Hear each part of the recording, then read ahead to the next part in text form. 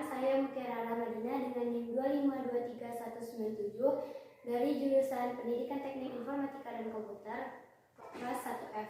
Saya dari kelompok 1 akan mempresentasikan tentang mata kuliah logika dan algoritma. Materi pertama yaitu definisi flowchart, algoritma sekuensial dan algoritma kondisional, serta langkah-langkah dalam algoritma. Yang pertama yaitu definisi flowchart. Sebelumnya, apa itu flowchart? Flowchart adalah gambar atau bagan yang berisi atau yang memperlihatkan urutan ataupun langkah-langkah dalam suatu program yang berisi tentang proses serta pernyataan dalam proses tersebut. Flowchart ini dapat digunakan untuk mempermudah masalah dan untuk memecahkan masalah-masalah dari masalah yang sederhana hingga masalah yang rumit. Di depan kita ini terdapat contoh flowchart. Flowchart tentang menghitung luas segitiga. Terdapat nilai, input alas, input tinggi, terdapat rumus luas dan hasil tampilkan luas serta selesai. Sebelumnya, flowchart memiliki beberapa simbol seperti terminal simbol, simbol input output, flow direction simbol, processing simbol, dan beberapa simbol lainnya. Yang di depan ini adalah simbol sederhana dan contoh sederhana yang saya pakai. Tulisan flowchart dimulai dari atas ke bawah secara berurutan dan kita tulis mulai dari kanan ke kiri. Oke, terminator simbol yang pertama. Terminator simbol ini berfungsi sebagai awal permulaan serta akhir dari suatu flowchart. Yang kedua ada simbol input dan output. Simbol input dan output ini definisi flowchart. Apa itu flowchart? Flowchart adalah bagan atau gambar yang berisi urutan atau langkah-langkah dalam suatu program yang menyatakan atau memperlihatkan suatu proses, bisa kita lihat seperti contoh, suatu proses dan terdapat pernyataan. Di depan kita sekarang ini terdapat contoh flowchart sederhana. Flowchart yang biasanya kita gunakan dalam kehidupan sehari-hari, contohnya seperti flowchart mencari luas segitiga. Flowchart juga memiliki beberapa simbol.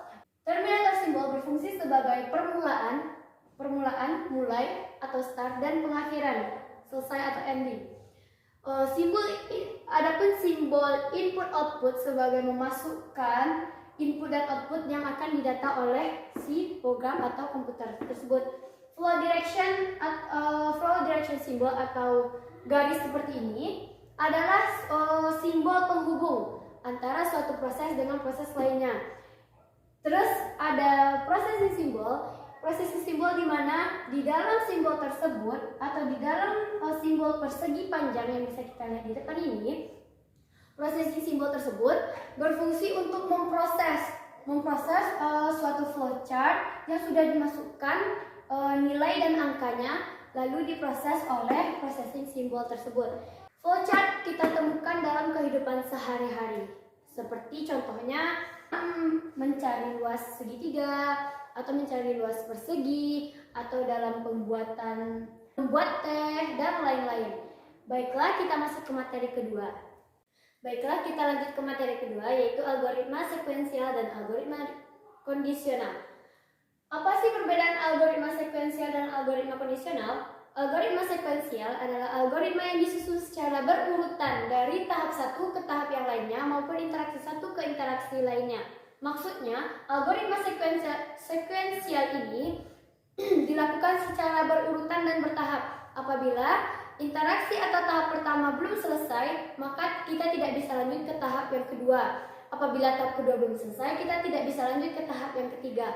Karena itu, algoritma sekuensial ini harus berurutan. Jika proses pertama tidak selesai, maka kita tidak bisa lanjutkan ke proses kedua, maupun sebaliknya. Jika proses kedua belum selesai, kita tidak bisa lanjut ke proses yang ketiga. Contoh dari algoritma sekuensial yang kita temukan dalam kehidupan sehari-hari, misalnya dalam pembuatan jus mangga.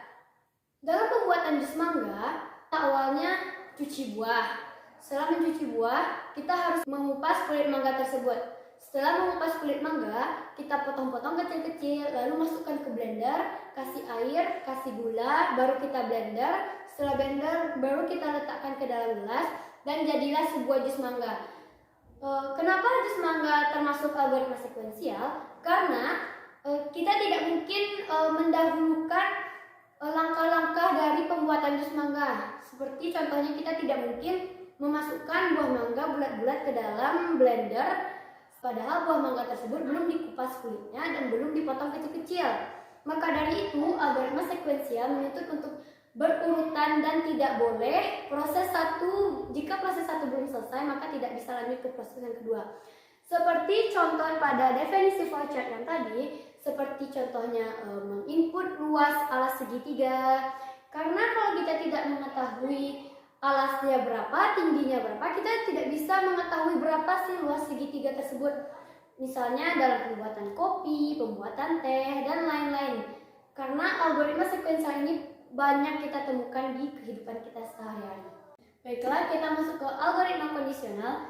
Berbeda dengan algoritma sekuensial tadi, algoritma kondisional terdapat beberapa percabangan. Algoritma kondisional tersebut terdapat beberapa percabangan serta perulangan pada algoritma tersebut. Seperti pada contoh, algoritma kondisional terdapat juga pilihan pernyataan yang membuat kita harus memilih iyakah atau tidakkah. Jika algoritma sekuensial tadi tidak adanya percabangan dan langsung berurutan dari proses yang pertama ke proses kedua, 3, 4, dan seterusnya, berbeda dengan algoritma kondisional. Algoritma kondisional ini mempunyai beberapa percabangan serta beberapa pemilihan dan adanya perulangan. Algoritma kondisional terdapat 4 pernyataan. Yang pertama percabangan if, percabangan else, percabangan switch else, dan yang terakhir if bercabang.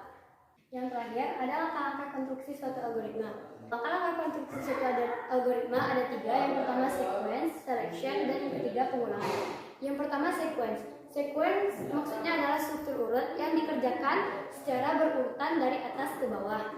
Yang kedua ada selection. Selection adalah adanya suatu pemilihan dalam algoritma yang dipilih adalah yang memenuhi persyaratan dari langkah-langkah algoritma tersebut. Yang ketiga ada pengulangan.